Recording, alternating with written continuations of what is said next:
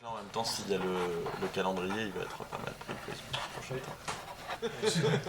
Il sort de son lit comme ça, ah ouais, quels sont, ah merde, regardez ça. Les points de bonus vont être la plus longue saison, c'est-à-dire la plus longue série de 4 niveaux. On va partir dans la boîte. Ça. Je m'appelle Bruno Catala, j'ai malheureusement dépassé la cinquantaine et je suis passionné de jeux de société depuis toujours et j'ai la chance d'être publié depuis 2002. Donc aujourd'hui je vis du jeu de société et j'ai, si on compte les extensions, je sais pas, entre 70 et 80 jeux publiés aujourd'hui. Les plus connus sont sans doute le Chevalier de la Table Ronde, donc avec Serge Laget, Mister Jack avec Ludovic Maublanc, Cyclades avec Ludovic Maublanc, Mo. Alors on n'en parle pas beaucoup, mais c'est un petit jeu de cartes qui doit en être à 150 000 exemplaires, mine de rien.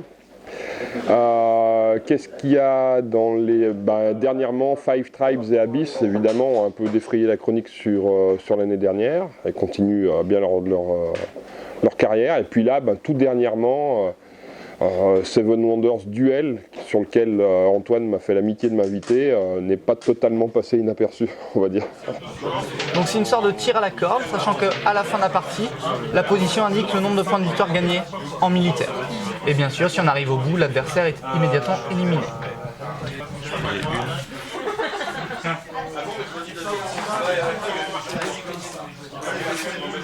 Alors moi j'étais ingénieur en sciences des matériaux. Et donc pendant 18 ans, j'ai travaillé en recherche et développement sur les alliages de tungstène. Alors je rassure tout le monde, ça n'est pas contagieux. On peut faire autre chose. J'étais aussi passionné par mon travail et en fait en 2004, j'ai commencé à faire des jeux en hobby, par passion, le soir à la maison.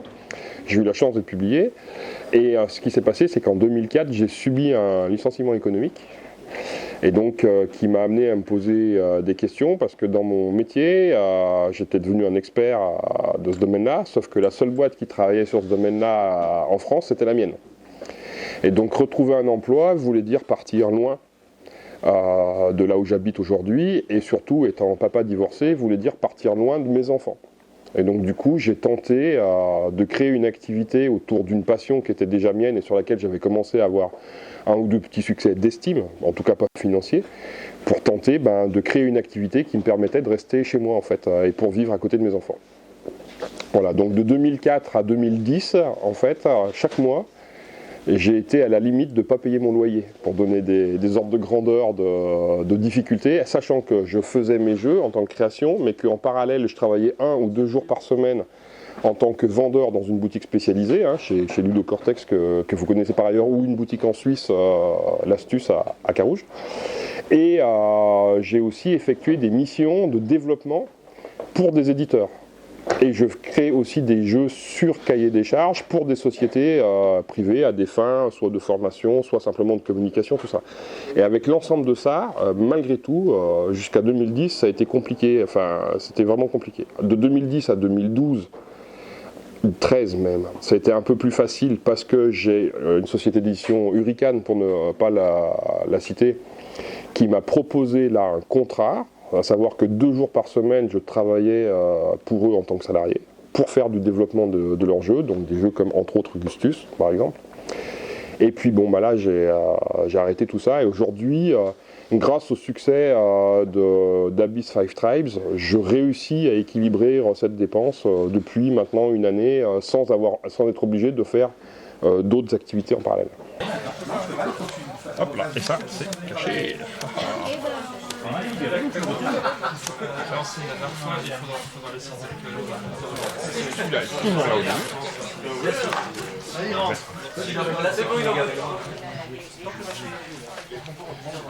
En gros, sur un jeu que le public achète 30 €, mon salaire net avec lequel je dois vivre, c'est de l'ordre de entre 30 et 50 centimes d'euros.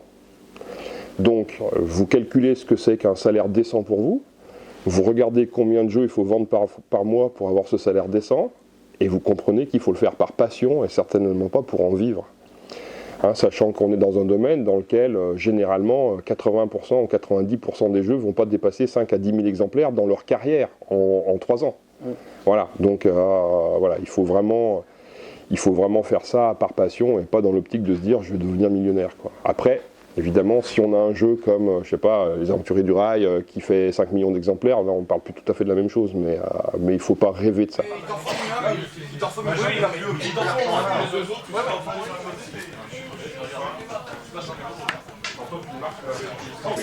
Donc là, si à la fin de la manche, le spectacle, le souhait du roi, en fait, que vous voyez en haut, est côté rouge, toi, vu que tu as une majorité de comédiens rouges, tu remporteras un bonus à la fin de la manche. Fourberie, on est dans un univers de théâtre, mais vu revisité de façon onirique, hein, puisqu'on n'est pas dans un univers humain, on est dans un univers où ce sont les principaux acteurs sont des animaux, en fait, hein. Donc quelque chose qui va se rapprocher d'un univers genre La Fontaine, par exemple, hein, ou de Cap et de Croc, la bande dessinée.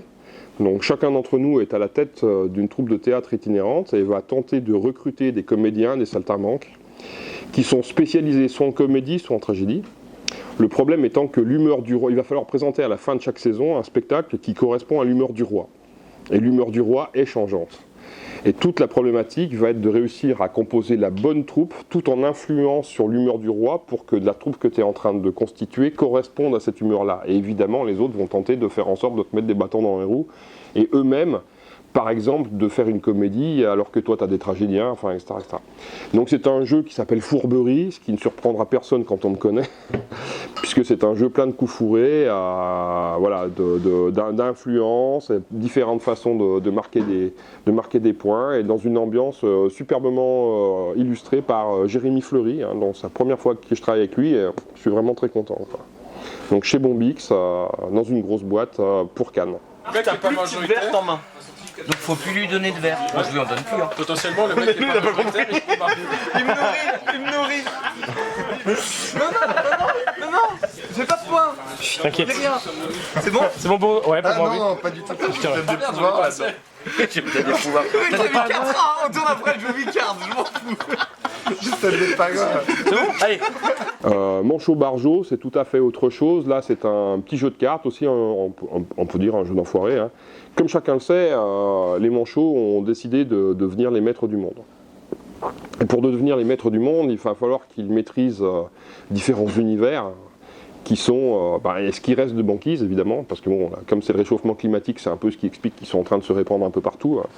Mais ils vont aussi tenter de prendre le contrôle des villes, de la jungle, du désert, et voire même de la lune.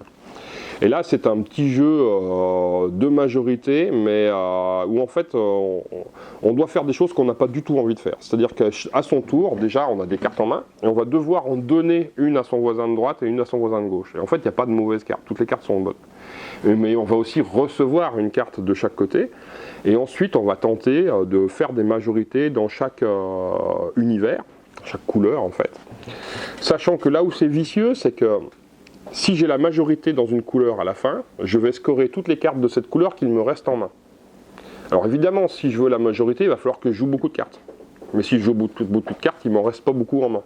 Et donc il va falloir trouver un équilibre par rapport à ça, tout en regardant ce que les autres font, etc. Donc voilà, c'est des petites parties, c'est plutôt fun, c'est rapide, c'est un quart d'heure, c'est taquin. Voilà, et dans une petite boîte en métal, ouais, en tout cas les premiers retours me laissent espérer que ça se présente plutôt bien.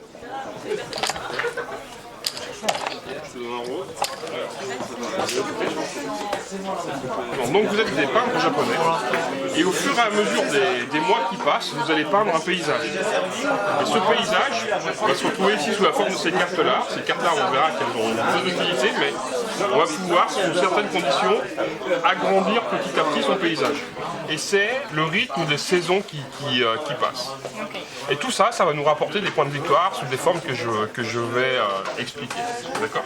L'an prochain, j'ai normalement un petit jeu de cartes chez Mathieu Despnous. Ouais, pour la première fois, je vais pouvoir travailler avec Cocktail Game. Ça, on aura mis longtemps, mais voilà, enfin on y arrive. Et là, c'est un jeu, mais résolument familial. Voilà, c'est Ami pousseur de cubes en bois, ne regarde pas. C'est en fait, ça va s'appeler probablement Crazy Mistigris. C'est un peu le Mistigris, chacun connaît, hein, avec le valet de pique qu'il ne faut pas récupérer. En fait, c'est un peu Tempête sur le Mistigris, quoi. On a revisité ça avec un copain. Mathieu Lanvin, pour ne pas le nommer, avec qui justement je fais aussi Manchot Barjot. Qu'est-ce qu'il va y avoir? Il va y avoir un jeu dont le nom de code pour l'instant est ukiyo-e, mais ça va certainement pas être ça à la fin. Dans une ambiance, on est des peintres, on peint des estampes japonaises, etc. Mais ça va sortir chez Yellow, deuxième semestre. Et puis après, je travaille sur d'autres gros protos, comme un jeu qui s'appelle Naquala, qu'on a joué ici ce soir. Voilà, une grosse boîte format Five Tribes, sur lequel on est en train de discuter, mais c'est pas totalement fait. Et puis j'ai un autre jeu qui est signé chez Bombix, mais je sais pas exactement quand il va sortir, qui va s'appeler Steam Dreams. Voilà. Et puis un jour je vais faire un jeu avec Jacques Barriot parce qu'il insiste pour que je le dise. Mais voilà, mais un jour, hein. Ou bien une nuit. Voilà. Donc j'ai un programme qui est relativement sympathique. On travaille aussi sur une extension sur Seven Wonders Duel avec Antoine, etc., quoi. Donc il faut trouver le bon équilibre entre piocher un certain nombre de cartes et beaucoup, pas beaucoup, est-ce qu'on a le feeling ou pas?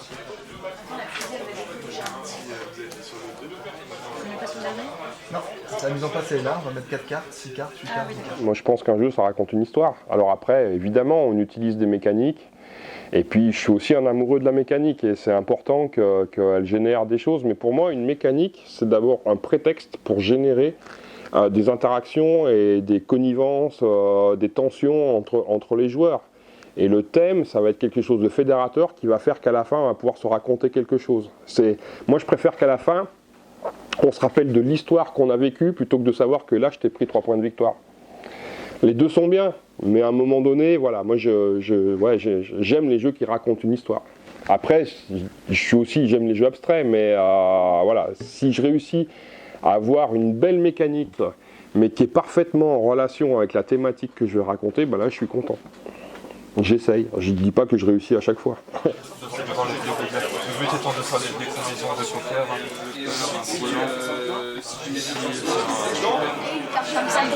Oui, vas-y. Chaque carte est indiquée dessus ainsi que le moment où elle peut être jouée. Il est possible de jouer plusieurs cartes pendant le même tour. Aujourd'hui, j'ai fait les comptes après Essonne, je travaille sur 14 projets en ce moment. Ça ne veut pas dire qu'il y a 14 jeux qui vont sortir. Ça veut dire que les 14 projets, ils sont à différents stades d'évolution. Il y a ceux qui vont sortir, mais qui nécessitent encore un peu de travail. Par exemple, aujourd'hui, pour moi, je considère, même si j'ai un grand plaisir à le faire, je suis aussi dans une séance de travail quand je viens passer un week-end ici et que je viens présenter des jeux qui vont sortir l'an prochain et tout ça. Donc Fourberie, Manchot Barjot sont des jeux qui encore me nécessitent un peu de travail, d'accompagnement, de communication, de vérification des fichiers avant que ça parte à l'impression, etc.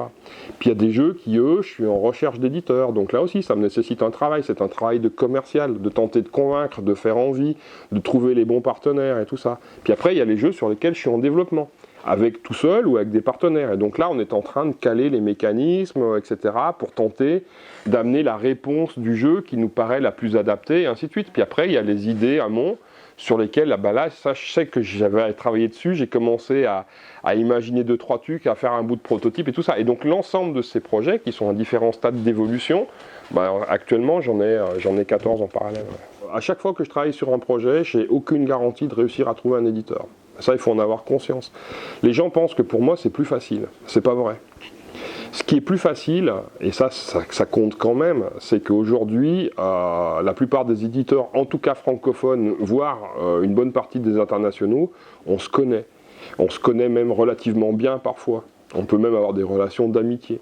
Mais par contre, il faut distinguer la relation d'amitié et la relation professionnelle. Et ça, tout le monde sait le faire normalement.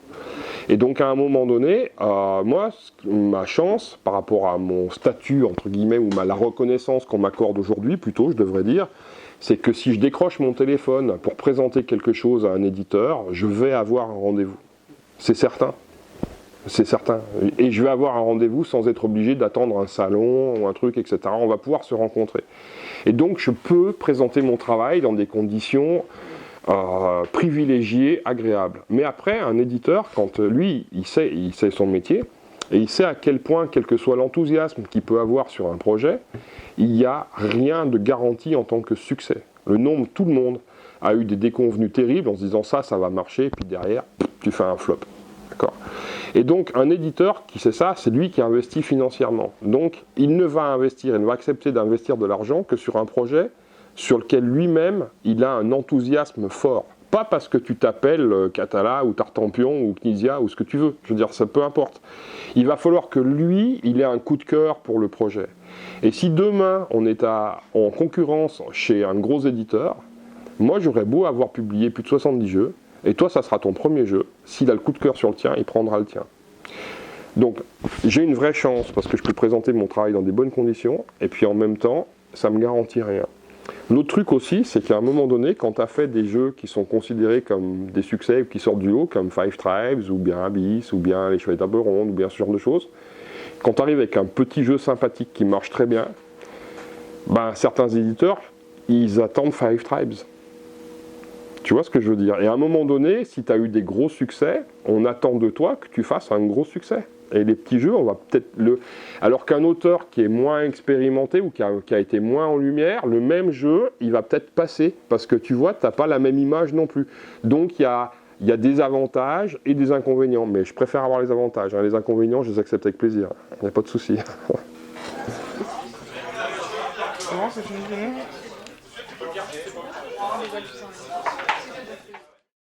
Des choses à rajouter par rapport à... Ornithorynque, je pense, parce que j'aime rajouter ornithorynque. En général, on oublie ça souvent, mais voilà. Pourquoi ornithorynque? Et pourquoi pas? On oublie l'ornithorynque très souvent. C'est quand même le seul mammifère qui pond des œufs. Et rien que pour ça, j'ai envie de dire bravo l'ornithorynque. Tu vois, c'est... Hein? C'est un monotrème. Voilà. Tu vois, il faut que je fasse un jeu avec Jacques Barriot sur les ornithorynques, manifestement. Après, si tu crois encore que Dieu existe, je veux te dire, il s'est quand même un peu foutu de la gueule de l'ornithorynque, hein, quand même. Faut être clair. Lui aussi a le droit de se bourrer la gueule. Ça, voilà, c'est ça.